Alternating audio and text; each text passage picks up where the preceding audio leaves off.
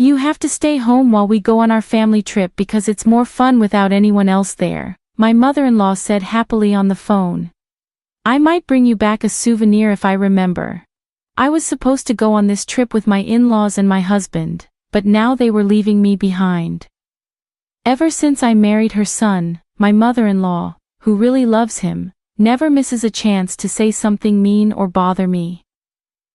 Staying home might be a problem, I said back, but my mother-in-law just laughed like she was making fun of me. Is it a problem for you? Just think of it as punishment for not doing what I say. Then she hung up. It's not a problem for me, it's a problem for you guys, right? My name is Jessica, and I'm 30 years old. I do housework and work part-time at the local supermarket. It's been 3 years since I married my husband Mike, who used to work with me. Even though we worked in different parts of the company, we talked a lot before we started dating. What really brought Mike and me closer together was a party at the end of the year at our office. It was a big gathering with people from different departments. Luckily, I ended up sitting next to Mike. Since we were already friends, we talked easily. At one point, Mikey had to leave for the restroom, and I was left alone. That's when a boss from another department, who had been drinking a lot, started bothering me, trying to get me to drink more. I didn't know what to do because he was a boss I didn't know well. Just when I was feeling uncomfortable, Mike came back. He saw what was happening and calmly took the boss away to another table. When Mike came back to our table, he asked if I was okay, and joked about how the boss couldn't handle his alcohol. That's when I started seeing Mike in a new way, and I confessed that I had feelings for him. That's how our relationship started. Things went smoothly from there, and we got married 3 years ago. Even though we don't have kids yet, our marriage is strong and happy. Even though Mike and I are happily married, there's one big problem: my mother-in-law, who we're currently living with. When we first got married, we had our own apartment, but there was a fire in the building next to ours, and our place got flooded with water from the firefighting efforts. We had to leave because our apartment wasn't safe to live in anymore. We didn't know where to go, but Mike's mom offered for us to stay with them. We were thankful for the help and moved in with them. But things got difficult after we moved in. My mother-in-law, who already made mean comments sometimes because she loves Mike a lot, started nagging me more often. One weekend, for example, I had finished all the chores and was relaxing with a cup of coffee in the living room when my mother-in-law came home. She started bustling around the house. Then she came up to me and said, "Jessica, you're not cleaning properly. You need to spend more time on it and be thankful for your hard-working husband. As his wife, it's your job to support him. I can't believe you can't even do that much.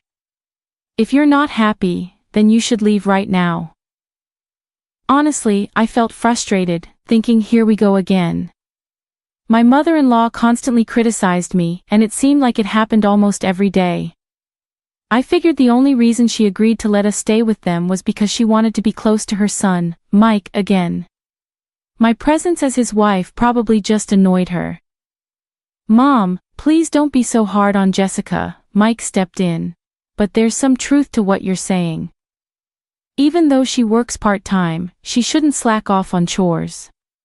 Mike often took his mom's side, which sometimes made me wish he'd support me more as his wife. I never meant to neglect the housework. Even though I work 4 days a week, I always make sure to take care of our home and family of 4, even when I'm not feeling well. On the other hand, my mother-in-law, who's a homemaker, spends most of her time going out and having fun. Since we live in her house, I couldn't complain openly. I just tried to be patient in this uncomfortable situation. Then one day, something unexpected happened. Mike suggested that we go on a trip, just the two of us. "Why don't we go to a spa resort next month? The busy season at work is over, and I need to use up some of my annual leave," he said. I thought it would be nice for us to relax somewhere. A spa sounds amazing. I haven't scheduled any work shifts for next month yet, so I can take time off, I told Mike. After talking it over, we decided to go on a 2-day spa trip in the middle of next month. Since we planned to go during the week, we expected to have a peaceful and unhurried time together. I was thrilled about the trip and couldn't contain my excitement. Whenever I had a moment, I found myself researching our destination. Just as I was getting ready to book our stay, my mother-in-law said something surprising. "Jessica, I heard you and Mike are going on a trip. Why didn't he tell me?" she asked. Well, I stuttered, worried about how she might react. Then she said exactly what I feared she would. "Next month is my husband's and my anniversary. I was thinking of celebrating with a family trip. A fancy hotel would be nice." I really didn't want to go on a trip with my mother-in-law. Mike and I were planning on going by ourselves this time. How about we all go together next time? I suggested, hoping to compromise. But my mother-in-law wasn't having it. "It won't be the same if it's not this time. It's our anniversary celebration," she insisted.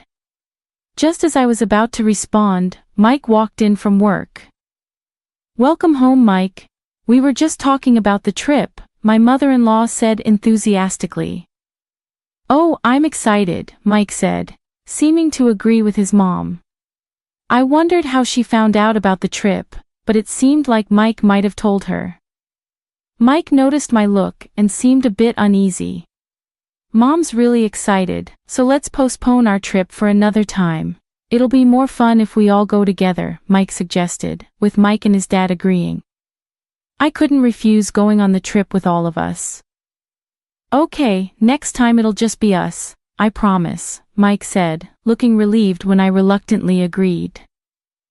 Even though I wasn't happy about how the trip turned out, there wasn't much I could do about it now. At least I decided I'd be the one to pick the places we visit and the food we try, so I took charge of booking hotels and planning our sightseeing. Then came the day of the trip.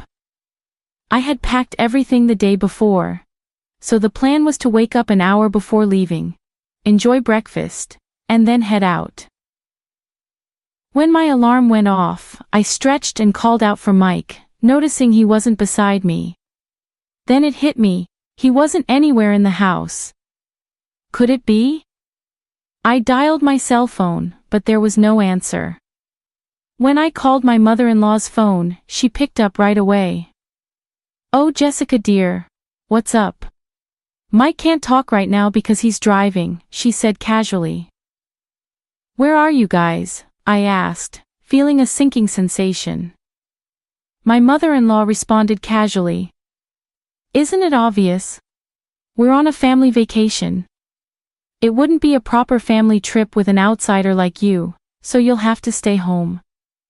Maybe we'll bring you back a souvenir if we remember." "Remember?" I could hear the triumph in her voice. "Stay at home? That's going to be a problem," I told my mother-in-law. But she just laughed mockingly. "Oh, is it a problem for you? Just see it as punishment for not doing what I say," she said, then hung up abruptly. I covered my face with my hands and shook my shoulders, but instead of crying, I burst out laughing. Well, they better enjoy their trip. They'll regret leaving me behind, I thought.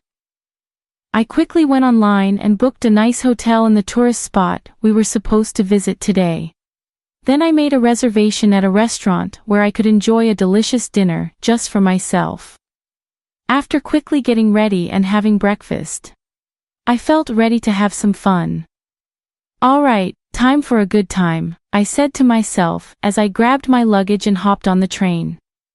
I had done a lot of research on different tourist spots, and I was determined to have a vacation. It's a small tourist spot, so I might bump into Mike and my in-laws, but I don't care. They're the ones who messed up, I thought as the train approached our destination. From now on, I'm going to forget about my mother-in-law and Mike and just enjoy myself, I decided as I stepped off the train. I visited a cute boutique, had tea at a trendy cafe, and chatted with locals, thoroughly enjoying my solo adventure. As the day turned into night, it was time to check into the hotel. I had booked one of the top luxury hotels in the area. I felt like I needed to do something drastic like this to rejuvenate myself. As I walked towards the hotel's check-in counter, I heard a woman's voice causing a scene. "Why can't we stay here? We're willing to pay," she exclaimed. When I looked closer, I realized it was my mother-in-law causing the disturbance. Of course they wouldn't be allowed to stay there because this wasn't the hotel I had booked for the four of us. From a safe distance, I saw Meek spotting me and calling out, "Hey Jessica, what's going on? We couldn't stay at the hotel you booked, so we have to find another one. But they're full," he explained, looking a bit angry, followed by my furious mother-in-law. "Well, that's what happens when the person who booked the hotel isn't here to check in. It's a security rule. I did warn you," I said calmly. At that moment, they seemed to realize their mistake and exchange surprised glances. Just as they were about to cause more trouble, hotel staff rushed over. It was quite funny to watch my mother-in-law being escorted out of the hotel gently but firmly by the staff. "Remember this, we will stay in a place far more luxurious than this hotel," my mother-in-law exclaimed before she and Mike left. Feeling somewhat relieved, I proceeded with my check-in. Once I completed the check-in process, I was shown to my room. The clean and luxurious decor made me feel like I was in a dream. After settling my luggage, I decided to explore the hotel. After wandering around for a bit, I returned to the lobby. More guests were arriving. I sat on the sofa and zoned it out for a while. When two young women sat down next to me, they seemed excited, chatting about their impressions of the hotel. Their conversation quickly turned interesting. "Hey, did you hear about that hotel near the station? There's a really creepy rumor about it. They say if you stay in a second-floor room, you start hearing things that aren't there, and your stuff gets stolen. And even worse, there was a case where someone died and nobody knows who did it," one of them said. "We're so lucky we're staying here, right? Do you think it's true? But why hasn't anyone been arrested? I mean, wouldn't they call the police if something like that happened?" the other asked. "Well, there are rumors that even the hotel staff might be involved. It's so scary, what a dangerous place," the first one replied. When I checked the time, I realized it was almost time for my dinner reservation. I quickly got up and hurried to the restaurant. The meal was so satisfying. After dinner I returned to the hotel, took a relaxing bath, changed into my pajamas, and settled in to watch TV. That's when my phone rang. "Hello, we found a hotel to stay in, and it's really nice. It's a shame you're not here with us, but don't worry, we'll enjoy it twice as much for you," my mother-in-law said cheerfully. "Oh, is that so? Well, you're lucky to find a place at the last minute," I replied casually. "Isn't it? It's quiet and relaxing here because there aren't many other guests around, plus it's so close to the tourist spot, and the hotel is gorgeous." "I wonder why that is," my mother-in-law went on. That's when it hit me. Could it be the hotel near the station? "Yes, that's the one." "Why do you ask?" she responded. I remembered the unsettling story I had heard about the hotel's bad reputation in the lobby before dinner. "I think you should leave," I warned my mother-in-law, but she just laughed off my concern. "Are you jealous that we found a nice place to stay? Well then, too bad for you. Bye." Once again my mother-in-law and Ed the call without giving me a chance to respond. I didn't bother calling her back. I had given my advice and that was enough. I switched off my phone. I didn't want my relaxation to be interrupted any further. I spent the rest of the evening leisurely and drifted off into a peaceful sleep. The next day, after checking out of the hotel, I visited the tourist spots I had missed the day before. I returned home as the sun was setting, feeling content. As I approached the house, I noticed light leak out from the windows indicating that the three of them had already returned home. "I'm back," I announced my arrival in my usual tone as I opened the door. As I entered the living room, all three of them started talking at once, creating a commotion. I was taken aback but managed to calm them down. Then my mother-in-law began recounting the incident from the previous night. After they had all gone to bed, they heard sounds of wrestling and someone entering the room. Paralyzed with fear, my mother-in-law stayed in bed quietly while the intruders seemed to roam around the room for about 10 minutes before leaving without a sound. Feeling relieved, my mother-in-law eventually fell back asleep only to wake up the next morning to find that all their belongings, including wallets and smartphones that were left on the desk, were gone. The only things left were the coin pouch and key holder that Mike had kept in his jacket's inside pocket. In a panic, they rushed to inform the hotel staff only to be told, "You still need to pay for the room." Shockingly, the hotel staff didn't even call the police. Feeling helpless, the troubled trio used a coins mic to make a call from a public phone to a nearby relative, pleading for help. Luckily, the relatives arrived swiftly, covering the hotel charges and arranging for their safe return home. They promised to report the incident to the police soon. However, their frustration turned towards me. "If only you had warned us more seriously to leave, we wouldn't have ended up in this mess," my mother-in-law scolded. "That's right, Jessica, you bear some responsibility for this incident. What are you going to do about it?" Mike added, joining in with his mother's scolding. "But if my in-laws hadn't left me behind to go on a trip, none of this would have happened in the first place." "I did warn you then," I responded honestly. Mike's face went pale. "Shut up, you're just the wife. Don't get cheeky, we're getting a divorce.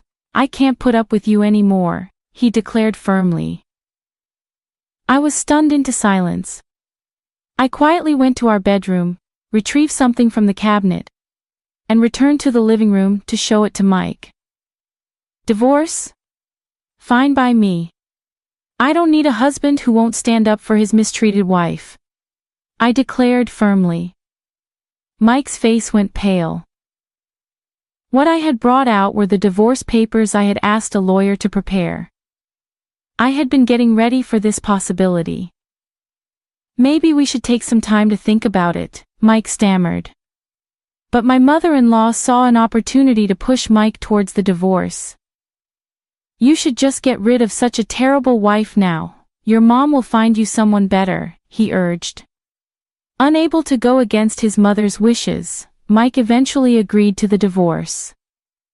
"Well then, goodbye. Please enjoy your life with your beloved family," he said, breaking down. Ignoring Mike's emotional state, I left the house.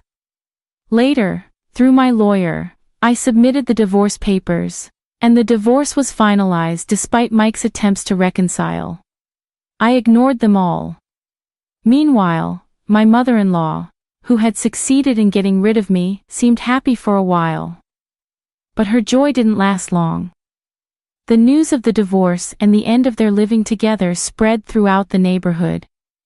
And people who enjoyed gossiping quickly connected it to my mother-in-law's mistreatment of me. Revealing her unpleasant nature, she began to face judgmental stares from those around her, and it seemed that finding a new wife for Mike was no longer a priority.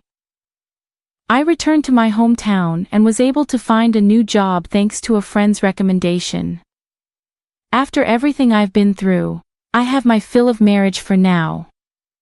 I plan to enjoy